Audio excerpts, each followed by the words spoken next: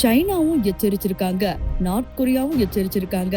காலையில எந்திரிக்கும் போது நீங்க எப்பவுமே போடுற 100 ரூபாய்க்கு பெட்ரோல் கிடைக்காது.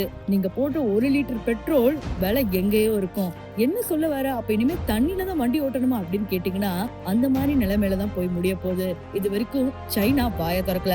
ஆனா இன்னைக்கு சைனா ஓபன் ஸ்டேட்மெண்ட் கொடுத்திருக்காங்க.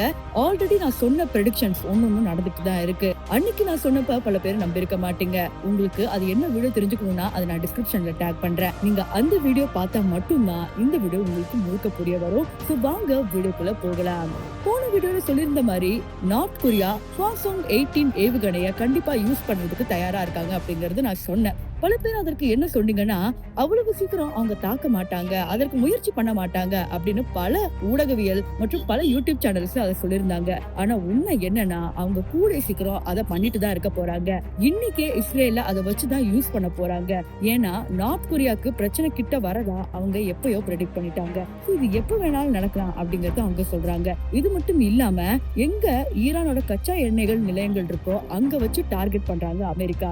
சோ அமெரிக்காக்கு அவங்க ஓபனா என்ன சொல்லிருக்காங்கன்னா, இன்னும் ஒரு அடி நீ எடுத்து முன்னாடி வச்சினா எவனுக்குமே இங்க பெட்ரோல் கிடைக்காது, நீ நினைச்சாலும் எவனும் என் கடலை தாண்டி போக முடியாதுடா அப்படிங்கிற மாதிரி எச்சரிக்கை கொடுத்திருக்காங்க.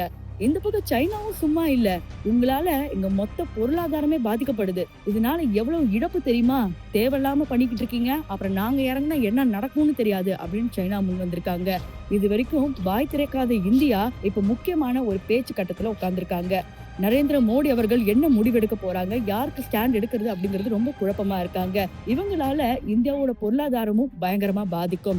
எவனோ ஒருத்தர் சண்டை போடுறான் அப்படிங்கிறதுக்காக நம்மளோட பொருளாதாரம் பாதித்தா பாத்துட்டா இருப்பாங்க. அதாவது இந்த சண்டை எதுல இருந்து தொடங்கிடுச்சு, நீங்க அணுசக்தி வச்சிருக்கீங்களா, நீங்க அதை ட்ரை பண்றீங்களா, நீங்க என்னென்ன வச்சிருக்கீங்க எனக்கு காமிங்க அப்படின்னு அமெரிக்கா பண்ண திமிர்த்தனத்துக்கு தான் இன்னைக்கு சண்டை போடுறாங்க. ஆனா அமெரிக்கா மட்டும் யாரு மேல வேணாலும் எந்த ஏவுகணையும் பாய விடலாம், எங்க வேணாலும் பாம்பு போடலாம், ஆனா நம்ம அமெரிக்காவை கேட்க கூடாது. ஆனா அவங்கள தவிர இந்தியாவோ வேற எந்த நாடோ அதை தயாரிச்சாலோ அல்ல அதை சோதனை பண்ணணும் அப்படின்னு நினைச்சாலும் அது தப்பு அப்படிங்கிறது அமெரிக்காவோட ஸ்டேட்மெண்ட். என்னமோ அமெரிக்கா கீழே தான் நம்ம எல்லாரும் இருக்கோம் அப்படிங்கிறது அப்பத்துல இருந்தே அவங்களுக்கு ஒரு திமிரு இருந்துகிட்டு தான் இருக்கு. இப்ப அதனாலதான் இந்த போரே. இப்ப எல்லா நாடுகளும் அதனாலதான் சொல்றாங்க, உன்னோட பொருளாதாரம் பாதிச்சா உனக்கு என்ன, உன் டாலர் மதிப்பு அதிகம், ஆனா எங்களுக்கு அப்படியா அப்படின்னு சொல்லி இப்ப சண்டைக்கு வந்து நிக்கிறாங்க.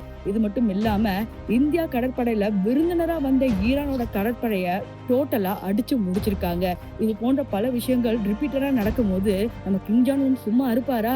இப்ப அவர் என்ன ஆக்ஷன் எடுத்திருக்காருன்னா, இது வரைக்கும் நான் சோதனை பண்ணி பாத்துக்கிட்டு இருந்தேன், இப்போ ரஷ்யா கிட்ட இருந்து போர்க்கப்பல் வாங்கி அதுல இருக்க ஒரு சில ஏவுகணைய வாங்கி இப்போ ஈரானுக்கு சப்ளை பண்ணிட்டு இருக்காரு. இப்ப இந்த நியூஸ் தான் காலையில இருந்து வைரல். இது மட்டும் இல்லாம இந்தியாவோட ஆபரேஷன் சிந்துவோட திட்டத்தின் கீழ் எந்தெந்த நாடுகள்ல நம்ம இந்தியர்கள் பாதிக்கப்பட்டிருக்காங்களோ அவங்கள பிளைட் மூலமாகவும் ஹெலிகாப்டர் மூலமாகவும் இப்ப காப்பாற்றுற வேலையில இறங்கியிருக்காங்க. இது வேர்ல்டு வார் 3 தொடங்குறதுக்கான எல்லா ப்ரெடிக்ஷன்ஸையும் காட்டுது.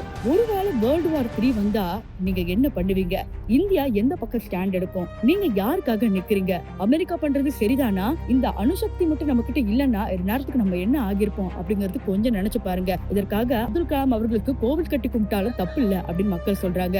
இதை பத்தி நீங்க என்ன நினைக்கிறீங்க அப்படிங்கறத மறக்காம கமெண்ட் செக்ஷன்ல சொல்லுங்க.